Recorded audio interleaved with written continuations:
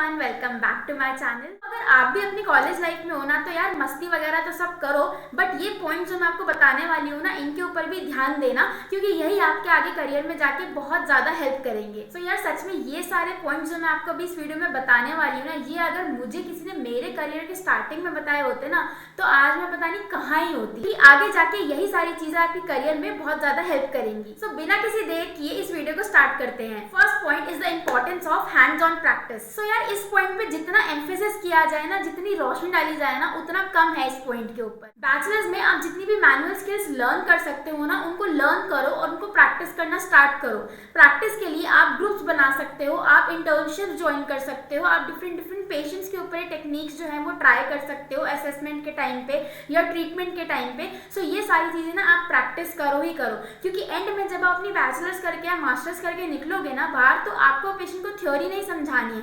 Patient को नहीं मतलब कौन सी नर्व कहाँ से जा रही है, क्या नर्व रूट है, क्या पाथवे है उसका, ठीक है। पेशेंट को कोई लेना देना नहीं है इस चीज से। पेशेंट को सिर्फ इस चीज़ से मतलब है कि मैं ठीक हो जाना चाहिए हूँ। और अगर आपका थ्योरी पार्ट अच्छा है और आपकी प्रैक्टिकल स्किल्स, आपकी क्लिनिकल स्किल्स अच्छी नहीं है ना, तो आपका थ्योरी पढ़ने का भी कोई फायदा नहीं है। It becomes totally irrelevant, right. So starting से ही अपनी जो हैंड्स ऑन स्किल्स है उनके ऊपर ध्यान दो। Coming to the second point is develop soft skills. तो देखो एंड में जाके हमें अल्टीमेटली ठीक तो पेशेंट को ही करना है, तो पेशेंट के साथ कम्युनिकेट करने के लिए हमें कुछ सॉफ्ट स्किल्स डेवलप करनी पड़ती हैं। अब देखो चाहे हम कितनी ही थ्योरी कर ले, कितना ही प्रैक्टिकल कर ले, बट एंड में जाके हमें देखना तो पेशेंट को ही है, हमें पेशेंट को ठीक करना है। अल्टीमेट गोल हमारा ये है। सो इसके लिए आपका कम्युनिकेशन एंड एम्पैथी, ये दो बहुत ही क्रूशियल स्किल्स होती है along with your clinical skills. यार आप खुद ही सोचो, क्या आप कभी किसी ऐसे डॉक्टर के पास जाओगे जो आपकी ढंग से बात भी ना सुने, आपको अच्छे से अटेंड ना करे, आपकी प्रॉब्लम्स को ना समझे? नहीं ना, आप नहीं जाओगे। क्यों? आप सोचोगे यार वो तो ढंग से बात भी नहीं करता, वो तो सुनता भी नहीं है, उसके पास मैं क्यों ही जाऊँ, ठीक है। तो जैसा आप सोचते हो ना कि हाँ ये डॉक्टर अच्छा है, ये डॉक्टर बुरा है, तो वो क्लासिफिकेशन अपने ऊपर भी लागू करो। आप ये सोचो कि अगर आपके पास कोई पेशेंट आ रहा है ना, तो वो फिजिकली तो ठीक होगा ही होगा, बट कई बार पेशेंट्स इमोशनली भी बहुत चैलेंजिंग आ जाते हैं हमारे पास, राइट। होते हैं, आ जाते हैं, क्या आते ही हैं, राइट। तो आपको उस चीज के लिए भी प्रिपेयर होना पड़ेगा। सो आपकी कम्युनिकेशन स्किल्स के ऊपर आपको बहुत काम करने की जरूरत है, और बेटर रहेगा जितना जल्दी आप इसके ऊपर काम करना स्टार्ट करोगे। Next, networking is the key. अच्छा, ऐसा आप सबके साथ भी हुआ होगा ना कि यार काश ये बात मुझे पहले पता होती तो मुझे अब ये चीज नहीं करनी पड़ती, या अब कुछ और होता। तो ये चीज आपके साथ ना हो, इसके लिए आपको नेटवर्किंग करना आना चाहिए। You should be smart enough to build your relations with the professionals of your particular career, right? ये चीज आपको अब समझ नहीं आएगी कि मैं नेटवर्किंग के ऊपर इतना जोर क्यों दे रही हूँ आपको, क्योंकि जब आप बाद में जब अपनी कॉलेज से आप निकल जाओगे ना, तब यू विल रियलाइज कि हाँ वो जो पॉइंट मैम ने बताया था ना बिल्कुल सही था। अगर उस टाइम नेटवर्किंग करी होती ना तो आज मुझे जॉब बहुत आसानी से मिल जाती, आज मेरा ये काम बहुत आसानी से हो जाता। सो इसलिए networking is the key. Networking जितनी आप अपने कॉलेज में कर सकते हो ना, अपने प्रोफेसर से, जितने भी हेल्थ केयर वर्कर्स होते हैं, राइट, इन सबसे आप जितनी नेटवर्किंग कर सकते हो ना वो करनी स्टार्ट कर दो। Coming to the most important point is the understanding the business of physiotherapy. अब ये पॉइंट जो है ना, इसके ऊपर ना कॉलेज में ज्यादा बात करी जाती है और ना कोई आपका सीनियर आपको गाइड करता है कभी इस चीज के लिए। सो ये चीज भी आपको समझनी बहुत जरूरी है, क्योंकि क्या होता है ना कि जो भी बच्चे फिजियोथेरेपी कर रहे होते हैं ना, उनका बैकग्राउंड होता है साइंस साइड का, तो फाइनेंसेस वगैरह इन सब की ना उनकी नॉलेज कम होती है। दो कुछ एक्सेप्शंस होते हैं जिनकी बहुत अच्छी नॉलेज होती है, क्योंकि यूट्यूब वगैरह से आज बहुत इन्फॉर्मेशन मिल जाती है।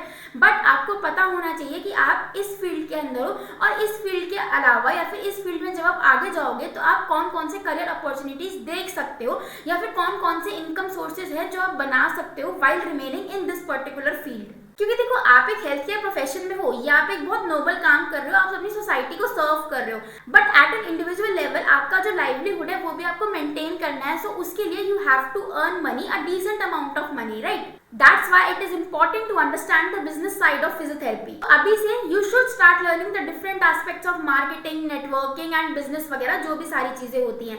इसके अलावा अगर आप देखना चाहते हो कि आप बैचलर्स के बाद कौन कौन से इनकम के मेथड्स हैं जो आप देख सकते हो, या फिर आपको इसके बाद हायर स्टडीज करनी चाहिए या जॉब करनी चाहिए, तो ये वीडियो मैंने अपने चैनल पे बना रखे हैं, आप जाके इनमें देख सकते हो। Next is the clinical experience. So the time you spend in any clinical setting with the patient is far more better then in any classroom session. तो ये स्टेटमेंट मैंने बोली है ना बच्चों, इसको बिल्कुल अच्छे से गांठ मार के ना अपने दिमाग में रख लेना। There is no big teacher than a patient itself. So जितना आपको क्लिनिकल एक्सपीरियंस मिलेगा उतना ही आपकी जो क्लिनिकल स्किल्स है वो इम्प्रूव होगी। जितना डाइवर्स आपका एक्सपोजर होगा पेशेंट्स के लिए, उतना ज्यादा बेटर होगा आपके लिए। इसलिए मैं आपको कहती हूँ कि आप क्लिनिक्स ज्वाइन करो, अभी से बैचलर्स में हो, join your clinic, part time clinic करो अपना, ठीक है। हॉस्पिटल्स में जाते हो तो वहाँ के डिफरेंट डिपार्टमेंट्स में जाओ, ठीक है, वहाँ पे देखो कैसे पेशेंट्स आ रहे हैं, असिस्ट करो अपने सीनियर्स को, राइट। तो ये सारी चीजें करना आपके लिए बहुत जरूरी है। Last but not the least is the burnout prevention and self care. ये वाला पॉइंट भी ना बहुत सारे फिजियोस निग्लेक्ट करते हैं, बट एज अ फिजियोथेरेपिस्ट आपकी जो जॉब होती है ना वो बहुत डिमांडिंग होती है, फिजिकली भी और इमोशनली भी, राइट। फिजिकली का तो चलो हम सबको पता है कि हमें बहुत सारी एक्सरसाइज करवानी पड़ती है, कभी ये पेशेंट कभी वो पेशेंट, बहुत सारी भागदौड़ लगी रहती है। बट इमोशनल लेवल पे भी ना आपका बर्नआउट होता है, क्योंकि मेरे साथ भी पर्सनली ये चीज़ हुई है, और भी बहुत सारे फिजियोस ऐसे हैं जो कि बहुत इमोशनली ड्रेन्ड आउट हो जाते हैं कई बार, राइट। क्योंकि आपके पास पेशेंट आ रहे हैं, वो खुद इतने स्ट्रेस में होते हैं, इतने परेशान होते हैं, फिर उनके जो फैमिली मेंबर्स होते हैं वो उनको भी अच्छा नहीं लग रहा होता अपने किसी फैमिली मेंबर को ऐसे परेशान होता हुआ देख के, तो वो भी अपनी चीजें शेयर करते हैं आपके साथ। ये सारा जो एक्सपीरियंस होता है ना ये आपके लिए भी इमोशनल डिमांडिंग हो जाता है। सो आपको फिजिकली भी स्ट्रांग रहना पड़ेगा and you have to also be strong mentally and emotionally, तभी आप इस फील्ड में सर्वाइव कर पाओगे। नहीं तो आप यही देख के परेशान होते रहोगे। अगर आप बहुत ज्यादा सेंसिटिव हो कि इस बच्चे के तो इतनी परेशानी हो गई, इस आंटी के साथ ये हो गया, इस अंकल के साथ इतनी बड़ी प्रॉब्लम हो गई, ठीक है, तो इस चीज को बिल्कुल अपने मेंटली आपको स्ट्रांग रहना है। मैं अपना पर्सनल एक्सपीरियंस बताती हूँ। एक बार मेरी RML में पोस्टिंग लगी थी और वहाँ पे बर्न्स का डिपार्टमेंट था। वहाँ पे बिल्कुल 6 मंथ्स का या 5 मंथ्स का बच्चा था जो पूरा जला हुआ था, उसको बर्न डिपार्टमेंट में रखा हुआ था, और उसके इतना सिवियर डिग्री ऑफ बर्न था ना कि उसको आप हाथ भी नहीं लगा सकते थे। तो उसको देख के, फिर उसके पेरेंट्स को देख के, जो कि उनको इतने टाइम बाद वो बेबी हुआ था, राइट, तो उसके साथ भी ये चीज़ हो गई थी। सो ये चीज़ें देख के ना आप कई बार बहुत ज़्यादा आपको बुरा भी लगता है और आप परेशान भी होते हो, बट आपको वहाँ पे स्ट्रांग रहना पड़ेगा। इसीलिए आपने फिजिकल और मेंटल हेल्थ का ध्यान रखना। These are the things I wish I knew in my college. मुझे किसी मेरे सीनियर ने या किसी प्रोफेशनल ने बता दी होती है सारी बातें, बट ये बातें मुझे किसी ने नहीं बताई थी, और उस टाइम यूट्यूब वगैरह भी इतना नहीं था, फिजियोथेरेपी तो कोई बात ही नहीं कर रहा था उस टाइम पे, राइट। सो ये सारी चीज़ें नहीं सीखने को मिली, बट आई होप कि आप इन सारी चीज़ों का ध्यान रखेंगे और अपने करियर में बहुत ज़्यादा एक्सेल करेंगे।